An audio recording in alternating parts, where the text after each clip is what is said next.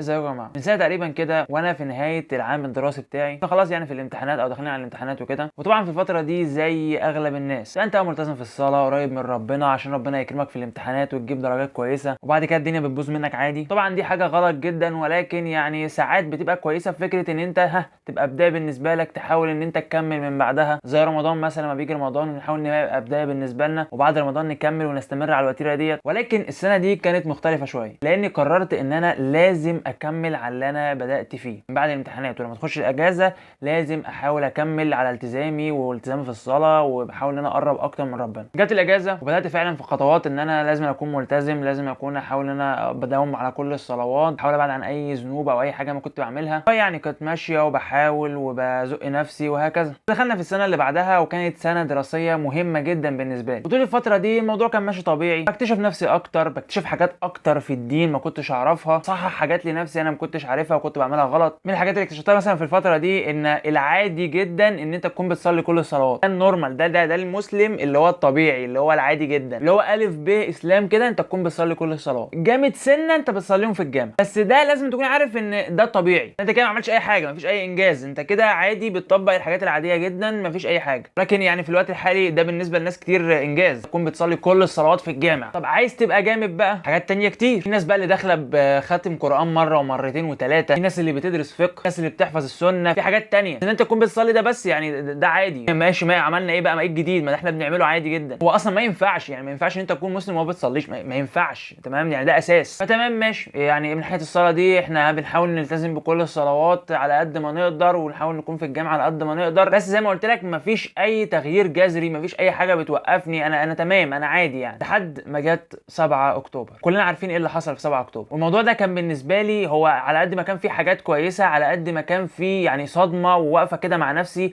انا عمري ما وقفتها مع نفسي قبل كده. دايما في الفتره دي انتشرت مواعيد فيديوهات، وممكن تكون انت قابلتها ولا حاجه، كانت بتتكلم عن فكره هل خلاص احنا كده في نهايه الزمان ولا لا. احنا خلاص احنا عارفين ان في نهايه الزمان هتتحرر القدس، فتمام ده نهايه الزمن، خلاص بقى القيامه قربت. وصدقني انا كنت متاكد ان اغلب الناس اللي كانت بتسال السؤال ده هي كانت خايفه من جواها، وكان في حاله كده اللي هو ايه ده، إيه اللي حصل؟ احنا كنا ماشيين تمام، في ايه اللي حصل يا جدعان؟ لان الرد في الفيديوهات دي كان بيجي بنبره كده اللي هو لا يا جماعه عادي، هو ممكن يحصل تحرير للقدس بس ما تبقاش نهايه الزمن، اتحررت قبل كده، فيعني ممكن تحصل عادي بس ما يبقاش نهايه الزمان عادي. هو كانهم بيقولوا للناس ايه، لا اطمنوا احنا تمام، ما فيش اي حاجه، يعني نكمل زي ما احنا، ساتنا حفلاتنا دنيتنا زي ما احنا يا جماعه، مفيش اي حاجه، نرجع للي احنا كنا فيه تاني عادي ولا كأن حصل حاجه. بس الموضوع ما كانش معايا كده. الموضوع كان معايا فيه وقفه كده مع نفسي فجاه. هو فعلا ممكن تكون النهايه قربت؟ تصدق صح، ايه ده ده في يوم قيامه، يعني ممكن يوم ده يجي، ممكن اصحى في يوم كده خلاص الموضوع الدنيا انتهت، الحياه اللي احنا عايشين فيها دي خلصت. انا ما كنتش مدرك ده، ما كنتش مدرك ان ده ممكن يحصل. احنا كنا عايشين الحياه بمبدا اللي هو ايه، انا بنام بصحى وبنام واصحى وانام اصحى، والدنيا ماشيه تمام عادي مفيش اي حاجه، وايه اللي هعمله الاسبوع الجاي، وايه اللي هعمله الاسبوع اللي بعده، ورايا ايه الاسبوع.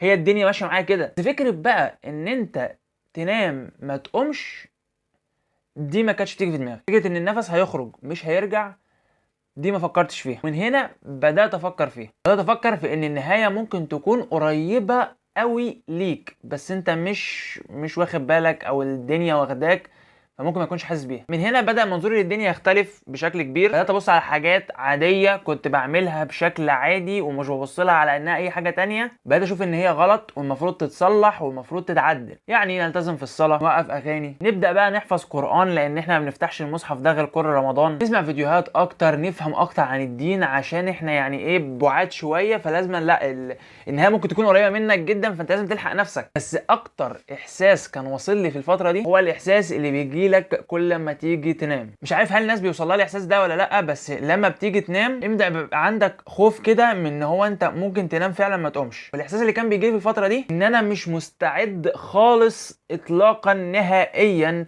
ان انا انام ما اقومش. دي الاعمار بيد الله، كله قضاء وقدر، انا عارف كل ده، مش بنكر اي حاجه من دي اطلاقا. انا محتاج كل ثانيه الحق الم فيها الدنيا، عشان لو حصل حاجه انا مش مستعد بجد. اللي هيجي معايا بعد كده هيبقى نفخ، فانا مش مستعد خالص. واللي هو بجد كل ما تيجي تنام يا رب مش دي النهارده، انا خايف، فيا رب عديها معايا، يا رب بس اكون وصلت لك الصوره والاحساس اللي انا كنت حاسه يعني، وتكون انت فهمت انا قصدي ايه. اكيد مش قصدي اي حاجه غلط، او قصدي اي حاجه تغلط في اي حاجه، يعني انا قصدي واضح. المهم كملنا الفتره دي والحمد لله دخل علينا رمضان، ورمضان كان محفز جدا ليا ان انا استمر اكتر في حوار الالتزام ده. وفي الفيديو ده كان اكتر فتره او البيك بتاعي، كنت عملت فيديو كامل ممكن ترجع تشوفه، يعني كل النصايح اللي بقولها لك ساعتها كنت فعلا بطبقها. انما اللي قدامك دلوقتي يعني الموضوع مختلف معاه شويه. خلصنا رمضان، خلصنا السنه الدراسيه والدنيا كانت معانا زي الفل وعنب على الاخر، والاجازه جت، ومع الاجازه الواحد بدا في حفظ القران وبدا الدنيا تمشي معاه حلو زي ما هو عايز وزي ما هو مخطط، والدنيا ماشيه وتمام وكويسه ومفيش اي حاجه. بعد كده نزلت شغل، ومع نزول الشغل يعني ايه الواحد بيبدا ينشغل شويه. الشغل كان بياخد وقت طويل جدا من يومي، كنت حرفيا ما بعملش اي حاجه غير ان انا بصحى باكل بروح الشغل وبعد كده ارجع انام واصحى واكل واروح الشغل وهكذا. ومن هنا بدا يرجع يبقى فيه تقصير تاني. الموضوع كله بيكمن في فكره ان انت يعني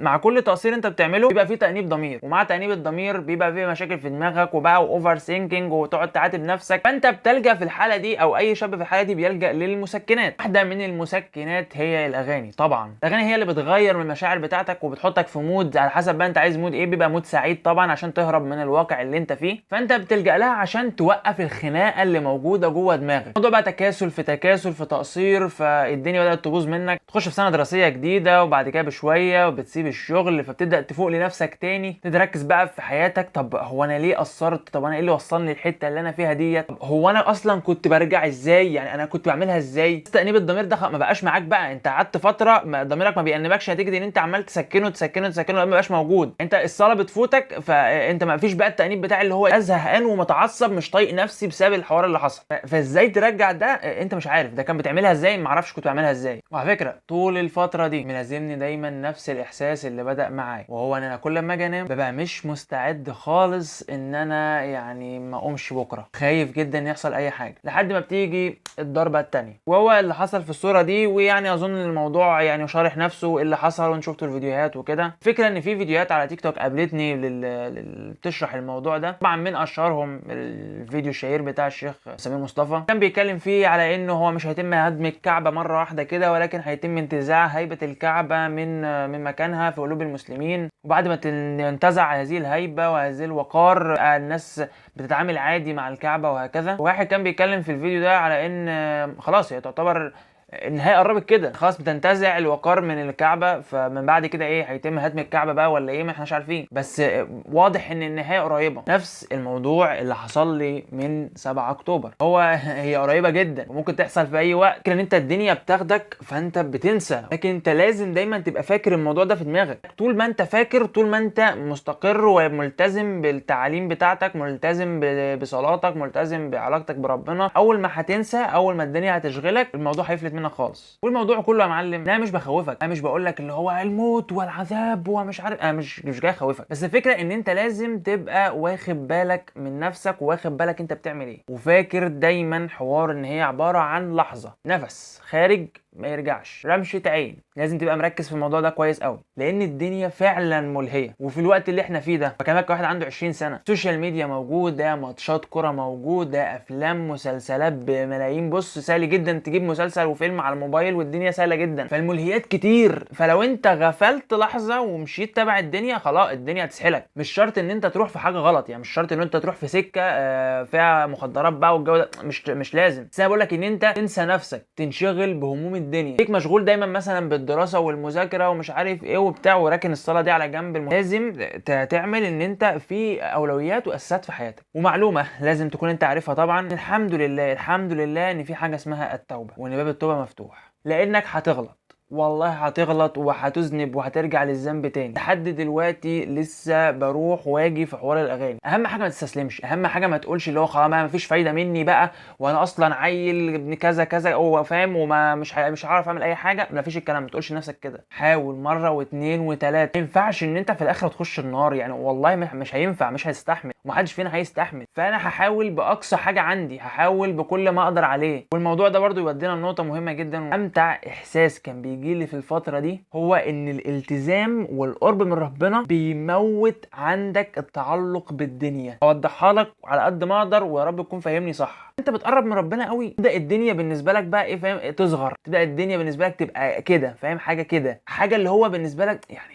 ما تسويش. يا عم عادي، يا عم عادي، ايه اللي هيحصل يعني؟ نفسك تخش كليه معينه وما جاتش، عادي، ايه اللي هيحصل يعني؟ نخش كليه تانية ونجتهد فيها برضه وربنا يوفقنا وربنا يكرمك. كنت بتحبها وعايز تتجوزها وما جاتش، عادي، يوم اللي خلاها ما خلقش غيرها، يعني هيجي غيرها وفي احلى منها بكتير. والفكره مش فكره الاكستريم بقى اللي هو الزهد في الدنيا، اللي هو انا ما بعملش حاجه قاعد كده زي النجم ما بعملش اي حاجه في الدنيا، لا مش القصد كده. فكره ان انت بتجتهد في الدنيا وبتعمل اقصى حاجه عندك وبتبقى شغال وبتعمل كل حاجه وبتاخد بالاسباب، بس لو ربنا ما كرمكش فيها مفيش مشكله. الهدف من الدنيا مش ده، الهدف ان انا اخش الجنه بس. اللي هيجي بعد ده تجتهد فيه وتاخد بالاسباب وربنا هيكرمك ان شاء الله وتعمل اقصى حاجه عندك. جت تمام وربنا رزقك فيها وافرح واعمل كل حاجه. ما جاتش، لا تزعل، لا تكتئب، لا تحس ان الدنيا ضاقت بيك، لا ولا اي حاجه، مفيش اي مشكله، عادي نحاول ونقوم ونجرب تاني. ده الاحساس اللي كان بيوصل لي في الفتره دي، لان قبل الفتره دي مشغول بالدنيا ومهموم بهموم الدنيا، مشدود ومتعصب واعصابي دايما مشدوده ويعني زهقان وقرفان من كل حاجه، وعايز كل حاجه تمشي مثاليه زي ما انا عايز بالظبط. بص زي ما انا حاسبها، 1+1=2، بس الدنيا مش كده ومش ده اللي بيمشي ومش ده اللي بيحصل. فالاحساس اللي انا بقولك عليه ده، فكره اللي هو موت التعلق بالدنيا ده، بيريحك كتير جدا. ففي النهايه انا مش بخوفك ولا اي حاجه، انا عايزك بس تقف مع نفسك لحظه كده وتبدا تفكر فيها انها ممكن تكون قريبه جدا جدا جدا. بس يا معلم، لو عجبك الفيديو متنساش تعمل لنا بقى لايك، سبسكرايب، تكتب لي في الكومنت لو سلسله الفيديوهات اللي انا بطلع ادردش فيها معاك كده شويه يعني عجبتك او لا. لو ما شفتش الفيديو اللي فات ممكن ترجع تشوفه. الفيديو ده ممكن يتحط في سلسله الكلام على ايه، كنت سلسله كده كنت عملتها قبل كده يعني، فحطهم كلهم في سلسله واحده، هتلاقي اللينك بتاعها تحت في الديسكربشن. واقول قولي هذا واستغفر الله لي ولكم واعوذ به من ان اذكركم به وانساه. السلام عليكم ورحمه الله وبركاته. بحب الجمله اللي في الاخر دي قوي. سلام.